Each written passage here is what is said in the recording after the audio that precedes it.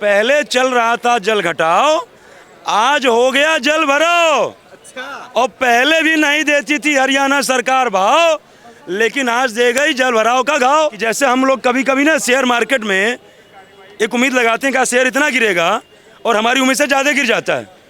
तो ये आम आदमी पार्टी की सरकार, आम आदमी पार्टी के नेता अरविंद केजरीवाल कितना नीचे गिर जाएंगे, इसका कोई कल्पना नहीं किया जा सकता है। जब तक पानी की समस्या सॉल्व नहीं होगी तब तक अनिश्चितकालीन अनशन करेंगे और 3 दिन में टाएं टाएं पीस। अभी जब बाढ़ से दिल्ली त्रस्त हो जाएगी, भगवान न करे, लेकिन ये तो हर साल होता है, तो ये कहेंगे हरियाणा पानी छोड़ रहा है जानबूझ करके, हरियाणा पानी छोड़ रहा है जानबूझ करके। जब जेल से बाहर आके काम करोगे तो जेल में बैठ के सरकार क्यों चला रहे हो? इस्तीफा दे दो।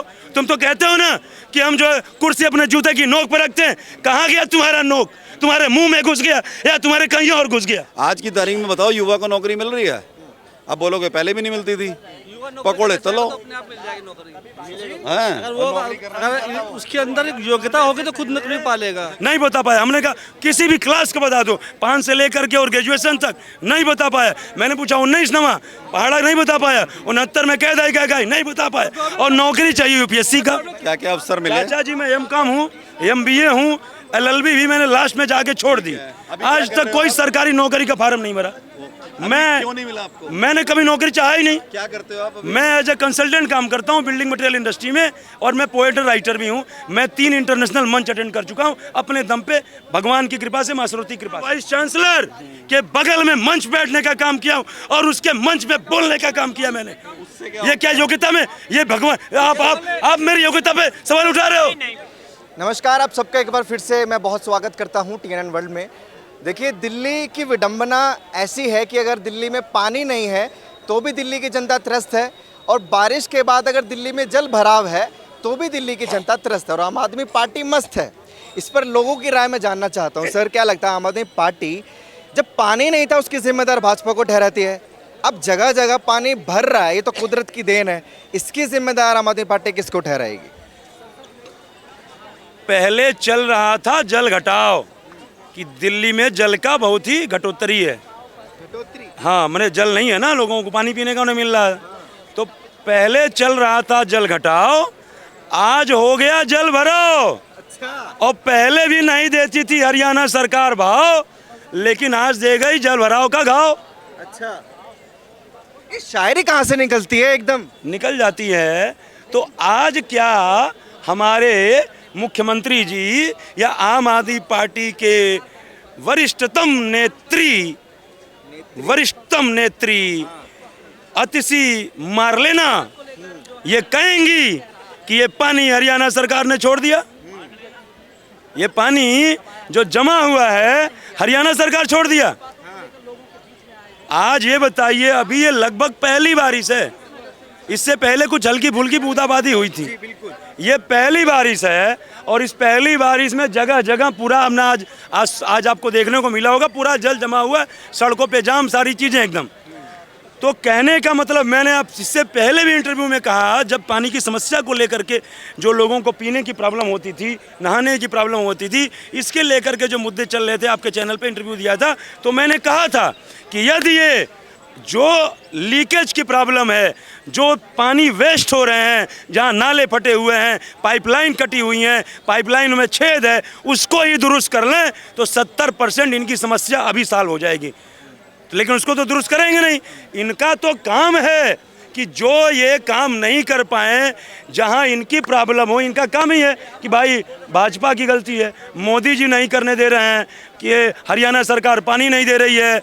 और जब बाढ़ आ जाती है तो कहते हैं हरियाणा जानबूझ के पानी छोड़ रहा है। आज तो हरियाणा नहीं छोड़ा ना, लेकिन आज जाम कहाँ से लग गया, कहाँ से इतना जल भरा हो गया? कहने का मतलब यह है कि आम आदमी पार्टी जो कहते हैं ना भ्रष्टाचार, और जो फिर एक बार मैं कह रहा हूँ कि जैसे हम लोग कभी कभी ना शेयर मार्केट में एक उम्मीद लगाते हैं कि शेयर इतना गिरेगा और हमारी उम्मीद से ज़्यादा गिर जाता है। तो ये आम आदमी पार्टी की सरकार, आम आदमी पार्टी के नेता अरविंद केजरीवाल कितना नीचे गिर जाएंगे, इसका कोई कल्पना नहीं किया जा सकता है। आज बताइए, आज यदि ये अब थोड़े दिन में और बारिश ज़्यादा होने वाली है, अभी ये हाल है, अभी जो है जुलाई अगस्त में जब बारिश होगी, आप अभी तक आपने अपने नाले नहीं ठीक किए, सीवर नहीं ठीक किए, अपने जो है साफ सफाई नहीं किया, तो अब तो और प्रॉब्लम होगी सर। अभी तो ये पहली बारिश है। जिम्मेदारी कौन लेगा? दिल्ली वाले की जो समस्या है, जाम से परेशान है, पहली बारिश में आप कह रहे भी तो और होने वाली है। जिम्मेदारी आम आदमी पार्टी की सरकार की है, अरविंद केजरीवाल की है, मुख्यमंत्री की है।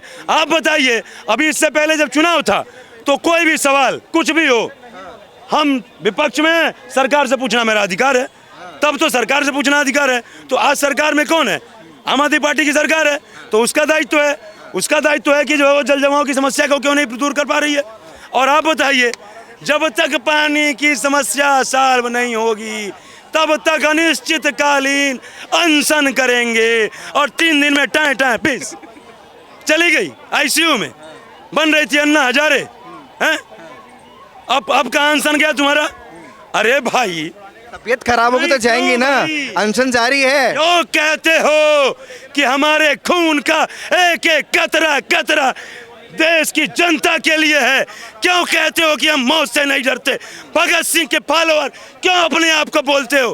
क्यों बोलते हो कि हमारी पार्टी भगत सिंह को फॉलो करती है? हम भगत सिंह के फॉलोअर हैं। 3 दिन में तुम्हारी नानी याद आ गई और कहते हो कि हम भगत सिंह के फॉलोअर हैं।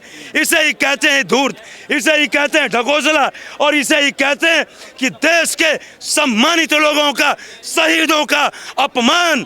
और जो शहीदों का अपमान करता है, एक न एक दिन उसका सर्वनाश होना निश्चित है। शहीदों का अपमान कहाँ क्यों आ नहीं गया? भाई? और फॉलोअर शहीदों, भगत सिंह क्या थे? शहीद नहीं थे? हमारे देश के लिए बलिदान नहीं फॉलो दिया? कर रहे हैं, कहते तो क्या गुना है? फॉलो करते हो, कह रहे हो हम उनको फॉलो करते हैं, उनके कुछ आदर्शों पे चलने का काम तो करो। 3 दिन में तुम्हारा पानी उतर गया। अरविंद केजरीवाल कहते हैं भगत सिंह के फॉलोअर है। एक तरफ भगत सिंह, एक तरफ अंबेडकर जी, और बीच में तुम अपना फोटो लगा दिए। बीच में किसका फोटो लगाता है? जो मुख्य व्यक्ति होता है भाई साहब, बीच में कौन बैठता है? जो मुख्य व्यक्ति होता है। और बीच में तुम कहते हो भगत सिंह का फॉलोअर। आपको दिखाया था ना एक बार फोटो, एक तरफ अरविंद के, एक तरफ अंबेडकर जी और एक तरफ भगत सिंह, और बीच में इनकी तस्वीर लगती है इनके जो कार्यालय पे, हर जगह। और कहते हो भगत सिंह के फॉलोअर है। ठीक है। अच्छा, पानी की समस्या के लिए जो अनशन कर रही थी अतिशी जी, अभी तो दिल्ली में भर के पानी है, भगवान ने दे दिया है, अब इस अनशन का क्या अब होगा? जल जमाव के लिए करेंगी। हरियाणा पानी छोड़ रहा है, हरियाणा पानी छोड़ रहा है, हरियाणा पानी छोड़ रहा है। अभी देखिएगा, अभी जब बाढ़ से दिल्ली त्रस्त हो जाएगी, भगवान न करे, लेकिन ये तो हर साल होता है, तो ये कहेंगे हरियाणा पानी छोड़ रहा है जानबूझ करके, हरियाणा पानी छोड़ रहा है जानबूझ करके। अपनी प्रॉब्लम को सॉल्व नहीं करेंगे कि हमारे यहाँ कहाँ पाइपलाइन फटी है, कहाँ सीवर गड़बड़ है, कहाँ नाला खराब है, कहाँ नाला जाम है, उससे मतलब नहीं है। अभी ये बताइए, इससे पहले एमसीडी में भाजपा थी, तो ये कहते थे भाजपा नहीं करने दे रही है, भाजपा ने एमसीडी को बर्बाद कर रखा। हमारी क्या गलती है? आज तो एमसीडी भी तुम्हारी और दिल्ली में सरकार भी तुम्हारी, तो फिर तो सारी जिम्मेदारी तुम्हारी है ना। एमसीडी तो सारा नाले का सफाई करता है, क्यों नहीं करवा भाई जब सरकार तुम्हारी है? इसे ही कहते हैं दोगली राजनीति का परिचय है। ये दोगली राजनीति कर रही है आम आदमी पार्टी। आप बताइए, अभी जो है क्या कहते हैं कि सीबीआई गई, इनको जेल से निकालने में व्यस्त है ना आम आदमी पार्टी, काम तब करेगी ना, जेल से बाहर आ जाएंगे तो काम होगा। अरे भाई, तो क्यों नहीं इस्तीफा दे देते हो? जब जेल से बाहर आके काम करोगे तो जेल में बैठ के सरकार क्यों चला रहे हो? इस्तीफा दे दो। तुम तो कहते हो ना कि हम जो है कुर्सी अपने जूते की नोक पर रखते हैं। कहाँ गया तुम्हारा नोक? तुम्हारे मुंह में घुस गया या तुम्हारे कहीं और घुस गया?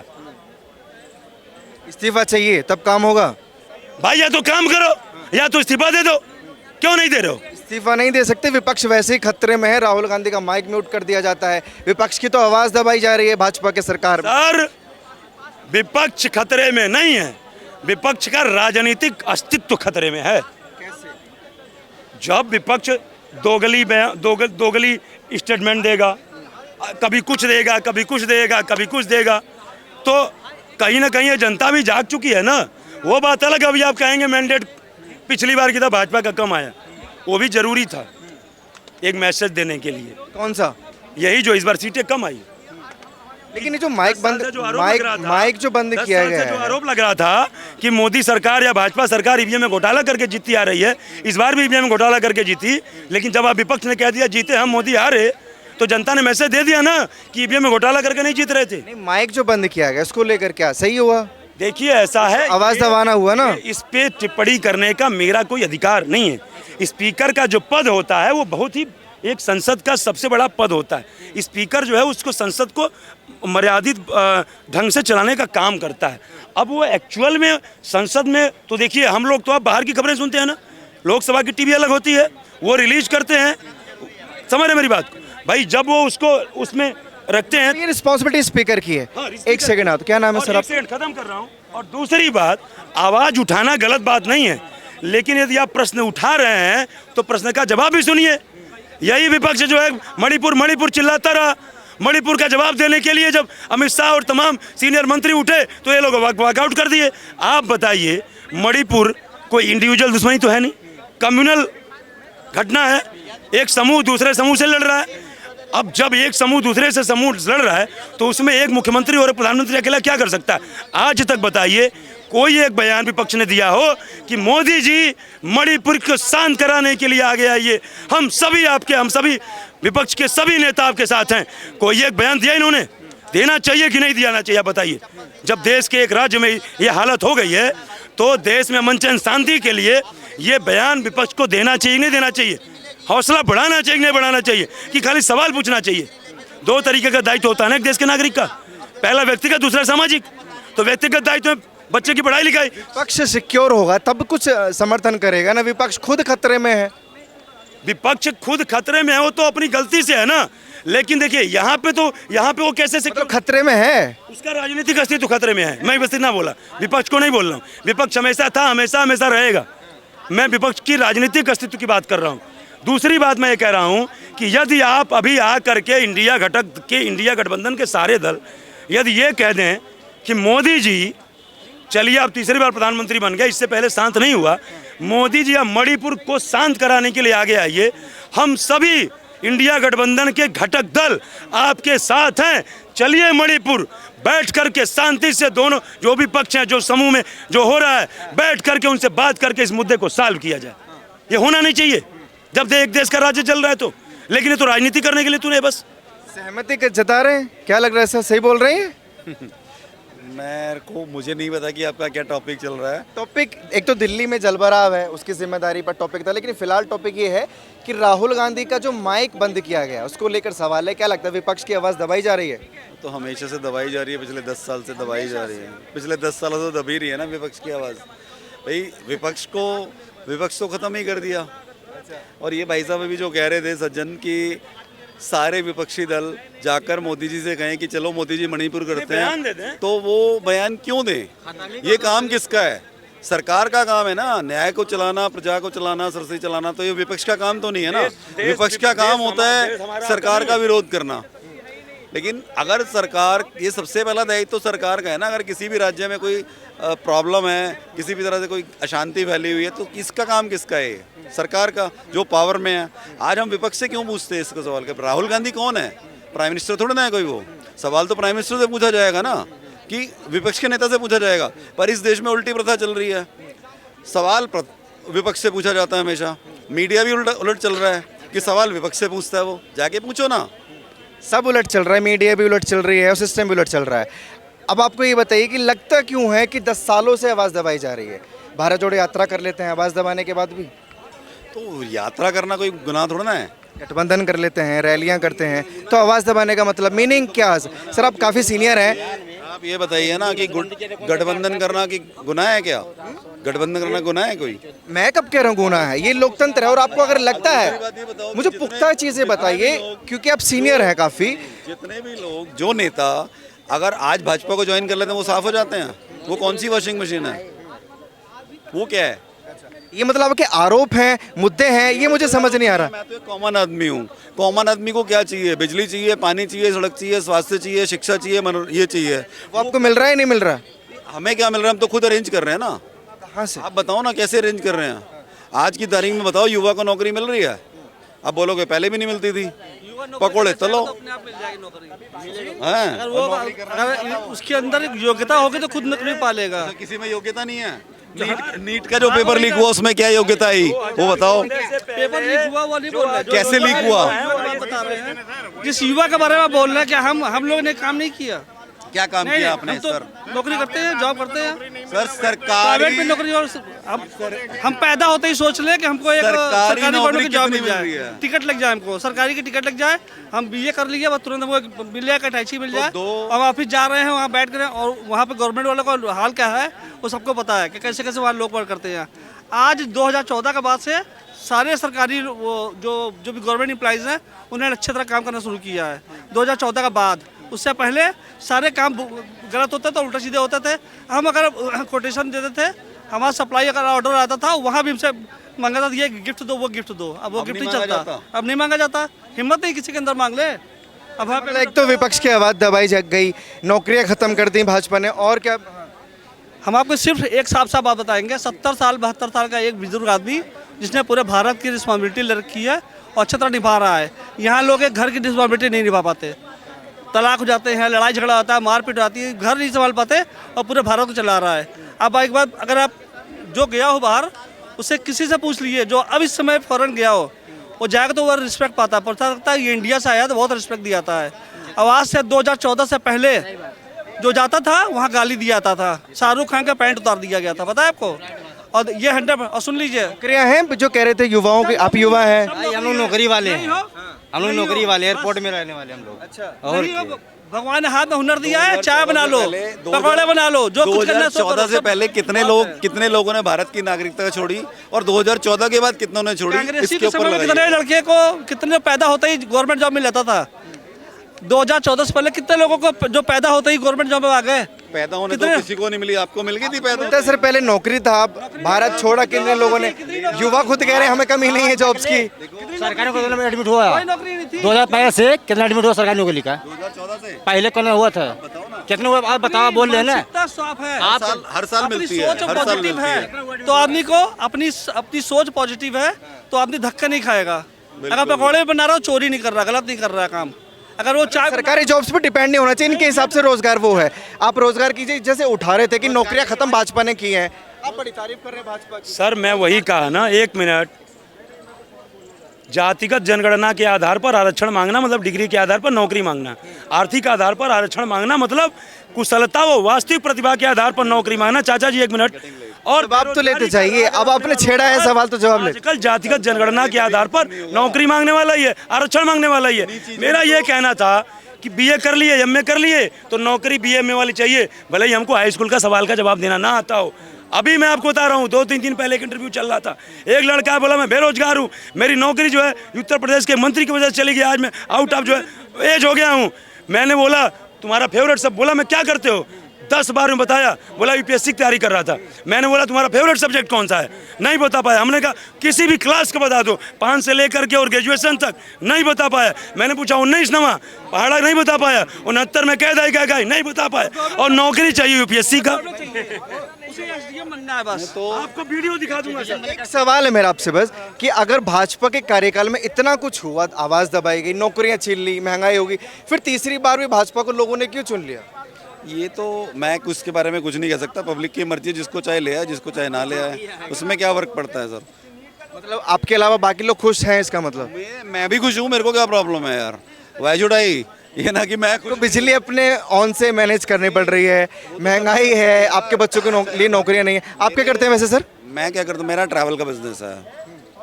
आप क्यों सरकारी जॉब्स के पीछे नहीं भागे? नहीं चाहिए सरकारी जॉब, मेरे को तो पहले भी नहीं चाहिए थी, आज भी नहीं चाहिए, मेरे बच्चे भी नहीं करते सरकारी जॉब, अपना काम खुद करेंगे। अपना काम कर रहे हैं, हम तो खुद गवर्नमेंट पे डिपेंडेंट नहीं है वो।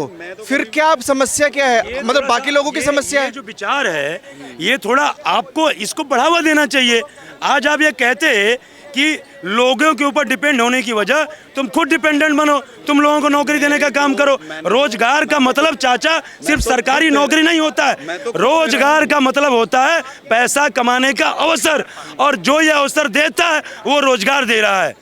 क्या अवसर मिले आपको, क्या क्या क्या अवसर मिले? चाचा जी मैं एम.कॉम हूँ, MBA हूँ, LLB भी मैंने लास्ट में जाके छोड़ दी। आज तक कोई सरकारी नौकरी का फार्म नहीं भरा। क्यों नहीं मिला आपको? मैंने कभी नौकरी चाहा ही नहीं। क्या करते हो आप अभी? मैं एज ए कंसल्टेंट काम करता हूँ बिल्डिंग मटेरियल इंडस्ट्री में, और मैं पोएट और राइटर भी हूँ। मैं 3 इंटरनेशनल मंच अटेंड कर चुका हूँ अपने दम पे, भगवान की कृपा से, माँ सरस्वती की कृपा से। यही पूछ रहा था बस। एक बात हम भी मैं बोलेंगे। वो मुझे सब समझ में आ गया। प्रधानमंत्री विश्वनाथ जो भाई प्रताप साहब ने सिंह बताया मुझे सब समझ में आ गया। प्रधानमंत्री विश्वनाथ प्रताप सिंह जिन्होंने आरक्षण लागू कर दिया, 788 नंबर पाके हमारा एमबीबीएस से सिलेक्शन नहीं हुआ, हमें आपत्ति नहीं थी, हमने छोड़ दिया। अगर हमारे योग्यता नहीं तो हम छोड़ देंगे। उसके बाद हम एमबीए किए, आगे हम मार्केटिंग में जॉब कर रहे हैं। योग्यता की कमी है ना, कैसे योग्यता की कमी है? बिल्कुल है। नहीं, क्या योग्यता की कमी है? नहीं, क्या तो बड़ी बात बोल रहे हैं सर। कैसे आपने इनको जज कैसे कर लिया? आपने जज कैसे कर लिया? नहीं भड़का नहीं रहा, आपने खड़े खड़े जज कर लिया कि अयोग्य है। नहीं सर, मैं भड़का नहीं रहा, आपने खड़े खड़े जज कर लिया कि ये अयोग्य है। मैं कह रहा हूँ यहाँ किसी भी विद्वान को लेकर के आइए और किसी भी सब्जेक्ट पर टेस्ट ले लीजिए और मैं भी उससे सवाल पूछूंगा, क्या देखा चाचा जी? देखिए, ये आप डिमोरलाइज करने का काम कर रहे हैं। आपने हमको कहा कि इतनी योग्यता, इतनी डिग्री लेकर के आपके अंदर योग्यता में कमी है। तो आप साबित कीजिए फिर वो चीज, आप साबित कीजिए। ऐसा है सर, साबित करने एक अगर सेकंड, बोल रहे हैं तो जनाब साबित करना पड़ेगा सर। देखिए ये बात नहीं है, आप बोल के चले जाएंगे, ये थोड़ी ना होता है। बस एक सेकंड, एक सेकंड। किसी को अयोग्य बताना बहुत बड़ी बात है, वो खुश है ना। का वाइस चांसलर के बगल में मंच बैठने का काम किया और उसके मंच पे बोलने का काम किया मैंने। ये क्या योग्यता में? ये भगवान, आप मेरी योग्यता पे सवाल उठा रहे हो? उससे क्या होता है? क्यों नहीं होता? तो बहुत इनके सारे लिए लोग छोटी हैं, चीज है ना, बहुत सारे इनके लोग लिए हैं तो- खाली कोई सामाजिक प्रतिभा ना मिले, समाज में सम्मान मिले, मलाई आती रहे, घर करोड़ों खजानों से भरता जिम्बाब्वे के रहे अपने। प्रधानमंत्री के साथ बैठने से क्या होता है? भारत के प्रधानमंत्री के साथ बैठो ना, क्या कह रहे हो? भारत के प्रधानमंत्री के साथ बैठो, उसमें प्रॉब्लम क्या है? कोई भी किसी के साथ बैठ सकता है। That does not make any difference कि मैं किसके साथ बैठा, किसके साथ नहीं बैठा, उससे कोई फर्क नहीं पड़ता। आज फोटो, इतने फोटोशॉप होते हैं, हर मंत्री के साथ फोटो करता है, वीडियो दिखाने से कुछ नहीं होता। नहीं, हाँ डिबेट तो ठीक है, ये टॉपिक खत्म करते हैं। मुझे ये बताइए, अगर कांग्रेस सरकार आ जाती तो ये समस्या खत्म हो जाती बेरोजगारी को? तो ऐसा होता है कि समस्या कोई भी सरकार खत्म नहीं कर सकती, समस्या सबको खुद खत्म करनी होती है। पर क्या होता है, जो हमारे अफसर होते हैं, जो युवा है, जो स्कूल में पढ़ रहा है बच्चा, जब वो कॉलेज पास आउट करके आता है, उसने बीटेक किया, एमटेक किया, एमबीए किया, एलएलबी किया, और उसके बाद उसको अगर उसके अनुसार काम नहीं मिलता। आपको पता है कि बीटेक करके भी लड़के आज 12,000 की नौकरी कर रहे हैं। क्यों? किस वजह से? क्या प्रॉब्लम है कि हम उतने अवसर नहीं दे पा रहे उनको? किस में कमी है वो? और बीटेक करने के बाद लोग करोड़ों के पैकेज पे भी जा रहे हैं, तो डिफरेंशिएट है। तो क्या फर्क कहाँ हुआ? टैलेंट का फर्क हुआ ना फिर। आप ऐसे नहीं कहते। एक बीटेक वाला 12,000 की जॉब कर रहा है, एक बीटेक वाला करोड़ों के पैकेज पे जा रहा है। मैं आप उसको बताता हूँ, अगर क्लास में 40 बच्चे पढ़ते हैं तो फर्स्ट तो एक ही आएगा ना यार। तो लेकिन जो 39 है वो भी कहीं ना कहीं सब्सटैंडर्ड तो होने चाहिए ना। इनके लिए और अपॉर्चुनिटीज भी होती हैं जन। तो मैं कर ही नहीं रहा। आई एम नॉट सेइंग कि गवर्नमेंट जॉब सबको मिलेगी, मिल नहीं सकती, लेकिन हम जो वादा करके आए थे कि हम 2 करोड़ रोजगार देंगे प्रतिवर्ष, उसका क्या हुआ? सर मैं कह रहा हूँ, अगर आपको नहीं आप कह रहे हो ना 2 करोड़ रोजगार की बात, 5 करोड़ रोजगार हर साल जनरेट हुए हैं। एक सेकंड